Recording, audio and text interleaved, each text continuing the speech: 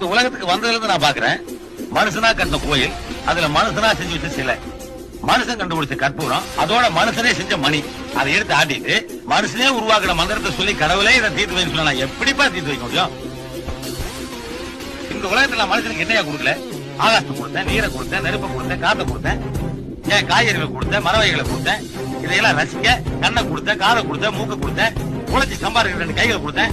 இதையெல்லாம் பயன்படுத்துறதுக்கும் இதனால ஏதாவது பிரச்சனை வந்தா தீர்க்கிறதுனா மூளையில கொடுத்தேன். அந்த மூளையை உபயோகப்படுத்துறதே கிடையாது. கடவுளே பிரச்சனை தீர்த்து வைத்து நான் எப்படி தீர்க்க முடியும்?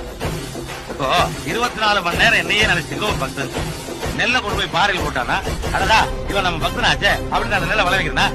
உன்ன மாதிரி கடவுள் இல்ல இல்ல சொல்லிட்டு ஒரு நாத்திகன் நெல்லை கொண்டு போய் வயல்ல போட்டானா, இவன் எப்ப பார்த்தாலும் நம்ம திட்டு இருக்கானே அப்படின்னு அந்த நெல்லை விளைவிக்காம தடுக்கிறா இல்லையே. அங்க விளைவிக்கிறதும் இல்ல, இங்க தடுக்கிறதும் இல்ல. கடவுள் மனுஷனுக்கு பிரச்சனை உண்டாக்குறது இல்ல, மனுஷனால் உண்டான பிரச்சனையை கடவுள் வந்து